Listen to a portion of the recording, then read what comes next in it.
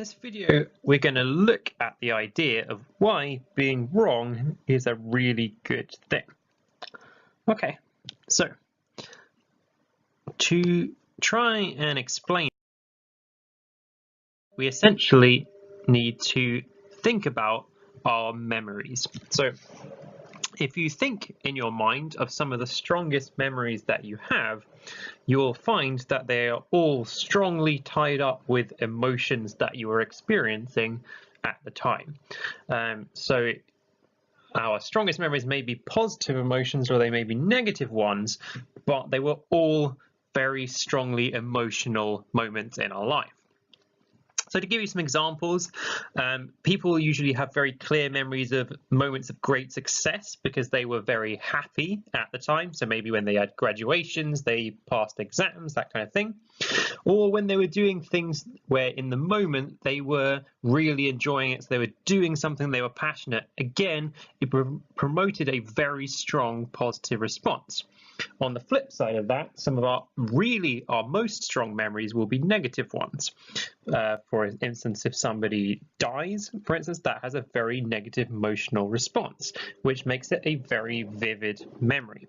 And in social situations and things like that, the ideas of being rejected or feeling stupid, again, promote very negative emotional reactions and very strong memories. Okay, so what does this have to do with being wrong, being good? Well, first we need to understand a little bit about how the brain and emotions work. So in our brain, we have a system called the limbic system, which is responsible for processing our emotional response to things. So one of the parts of this system is called the amygdala, and that controls our response to fear. And it's that system that trains us how to respond when we experience fear. But the important part of the limbic system for this video is called the hippocampus, because that is the part of our brain that's responsible in one part for remembering routes and paths and that kind of thing, but it's also the part of our brain responsible for transferring short-term memories into long-term memories, which is why our emotions are so important when we're learning things. So if you want to know how we can use route mapping skills of the hippocampus to improve our memorization, you might want to check out my other video about how to memorize things, but we're going to focus on its response to emotions and how that can help us. Let's talk about why we have the responses we do. So we've talked about how it's part of the limbic system and it's for transferring short-term memories to long-term memories. So this is because essentially any emotional memory that we have, that the same part of the brain is immediately turning that into a strong long-term memory. It's because it's the same part of the brain, that's what happens. So to explain anything that goes on with humans or other animals, we have to understand back a while before the current time. So this response was tremendously advantageous to us while we were still competing to be the dominant species on Earth, because moments where we had very strong emotional responses to things were very important to remember. So if we found ourselves looking at a saber-toothed tiger, for example, that would provoke a very strong negative emotion. And what happens is we would remember, one, saber-toothed tigers are scary and we should run, and two, we will very clearly remember where we found it. So two useful things that will help our survival in the future. Okay. So how does this help us understand why being wrong is so useful? So generally speaking, as humans, we do not like being wrong, and when we are shown to be wrong, it provokes a very strong negative emotional response, because we fear that we're going to lose our standing in our community or the people around us. So what happens when we are wrong in front of people, for instance, our amygdala in our brain secretes stress hormones like cortisol and other things. That makes us worried and stressed, and it trains us to stop doing that thing that promoted that reaction. So this used to be very good because back in our caveman days, losing your social standing would lower your chances of survival and getting food from your community, and it would also reduce your chances of reproducing, which makes complete sense. However, when we are learning stuff, we do not have to worry about those concerns anymore, and we can actually use this response as an advantage to help us improve our learning from different situations. Okay. So some important things to establish. So every single one of us has a model of how we think the world works. From when we're a baby, we start developing this model and building and adding to it as we grow older. So it doesn't matter what it's about, whether it's about how socializing works, how politics or religion or science or anything like that, we have a model of how that thing works and how things should respond. So the problem with that is that every single one of our models will not work in certain situations. So something that we believe will be shown to be not correct for explaining things in certain situations. There will be problems with it. That's true for all of us, no matter what the situation. So what's really critical that we do is we actively seek out scenarios where our model of the world is wrong so that we can improve and develop that model, and that then we can actually start to explain things more effectively.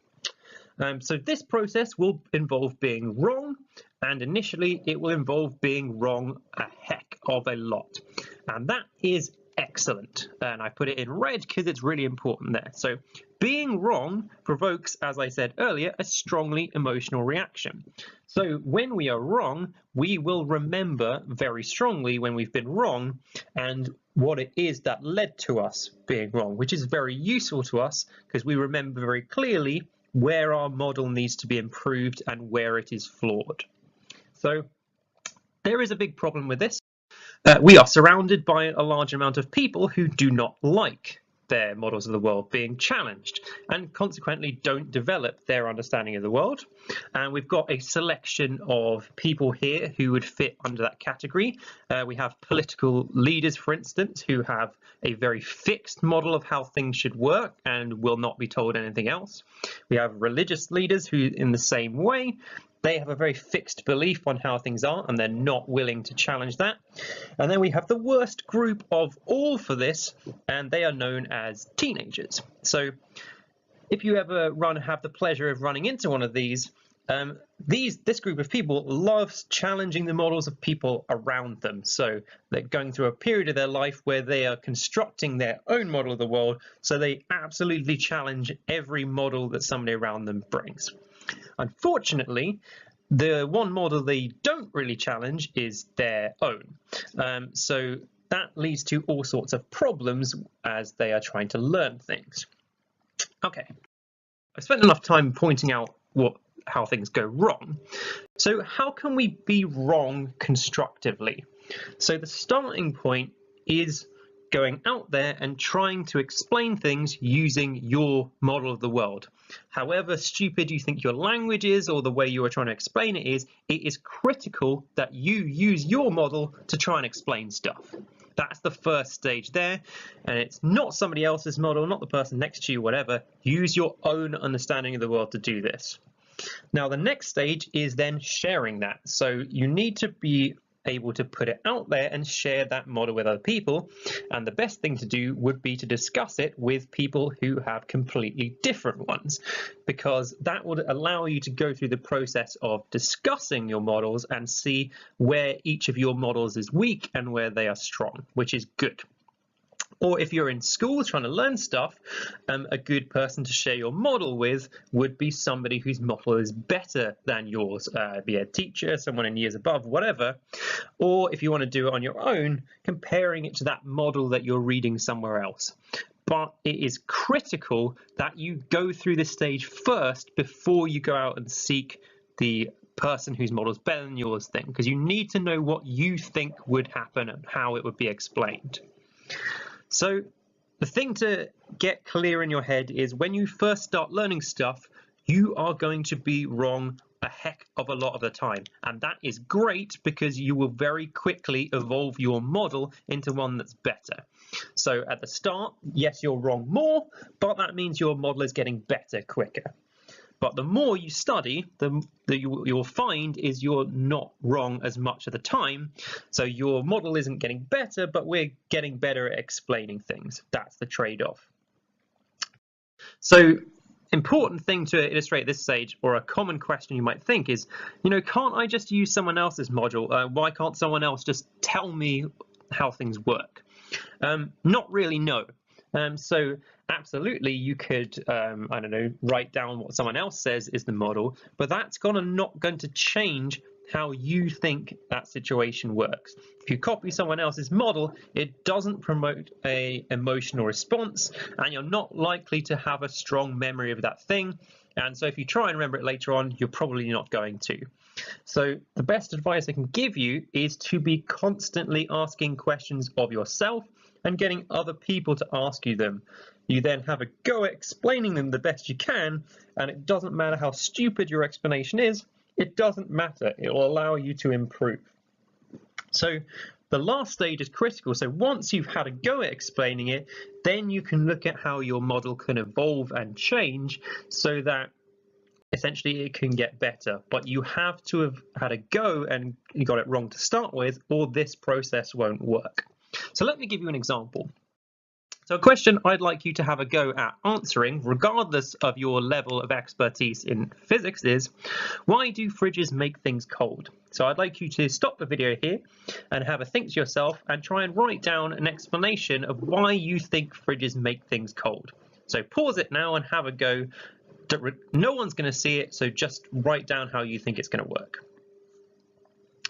Okay, so now you've had an opportunity to do that, let's have a look at how a lot of people will explain this. So when people first start studying like heating and thermal things, people have this idea that hot things have a property called hotness, cold things have a property called coldness. So when we cool something down, we're increasing the amount of coldness that it has, essentially. So if you asked any scientist, they would tell you that this model was wrong, or at least one that knows about this topic. However, the problem that people have is in our everyday life, this model of things would work absolutely fine. We open our fridge, things are cold, it seems to work, which is fine, but if it goes unchallenged, our model will never evolve. So the best thing to do would be to share this model with somebody else, preferably as someone who knows something more about this particular science. And they will immediately tell you that the way you think about it is wrong, and that will provoke a strong negative emotional reaction, which doesn't feel great at the time because we hate being wrong, but that is a really good thing for your long-term learning of stuff. So what the person who knows a bit more might tell you is that to cool things down, or essentially what we mean by that is decrease their temperature, we have to transfer thermal energy out of that object. So there's no such thing as coldness. We can't transfer coldness to something, but what we can do is take thermal energy out of something, and that will make its temperature decrease. Or if you want to increase the temperature, we transfer thermal energy to that thing from its surroundings there. So what we've done is we've got this new model that transferring thermal energy to things increases the temperature, transferring thermal energy away from things decreases that temperature. So at this point, you might be thinking, well, surely the result of this is exactly the same as if someone had just told me this in the first place. But it isn't, because you don't have that emotional attachment to this. You are much less likely to remember it, rather than if you'd gone out and got it wrong, and now you've been shown to be wrong and have got that emotional response. So great, we've got a new model. We're done, aren't we? Absolutely not. So your model is never finished. It's better, but this is still a very flawed model, and I'll show you why. Let me ask you a question. What happens if we transfer thermal energy to ice that is at a temperature of 0 degrees Celsius? So our new model of how heating works, we might know that ice would turn into water at 0 degrees from our prior knowledge, but our new model would predict we'd also expect its temperature to increase because we're supplying thermal energy to it. But if we actually do an experiment to try this out, for instance, or you share this opinion with somebody who knows more, they will tell you that yes, ice will turn to water, but absolutely not. The temperature will stay the same. So your understanding of what how temperature works would be wrong here. And the reason the model is wrong, I don't want to get into this too much, otherwise I'm going to lose people, but the temperature in something is a measure of how much kinetic energy the atoms have. But when a material is changing state, kinetic energy doesn't change, which is why temperature stays constant. The thermal energies turn into potential energy instead.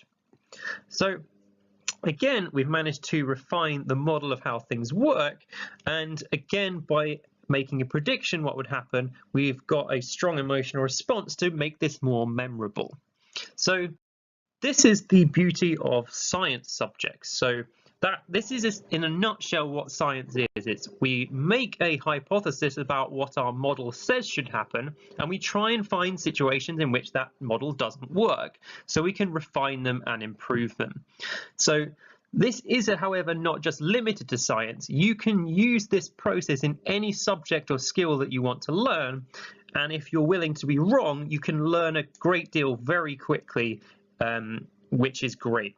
So what do we need to take away from this? So first thing, in any situation, always have a go at trying to explain things or answer questions or share how you think things work with other people. And you need to learn to not be afraid of being wrong. So to start with, this will be very difficult and you will not want to do it. But the more you do it, the easier it will become. That's our first stage there. Start sharing your model with other people and you'll be amazed at what you get back. It's much better if you can find people who have different models of the way things work. We as humans tend to surround ourselves with people who have very similar models to us, which isn't great for our development. But what we need to do is find people who have more refined models than us, things like people like teachers, people who are older and have more experience than us. Or the other thing as scientists we can do instead is, if there are no people who know better, we can do experiments to try and find ways in which our model is wrong. And then what we can do is we can get these people to explain the flaws that they see in your model, and you can use that information to refine and develop it, or in the case of being a scientist, you can use that to evolve your model to actually explain what you've seen that contradicted your old model. So that finishes this video looking at why being wrong is so great. I hope you found that useful. If you have any questions or thoughts, please feel free to comment on this. I am not afraid of you pointing out where you think I've been wrong, so please do go ahead. But thank you for taking the time to watch.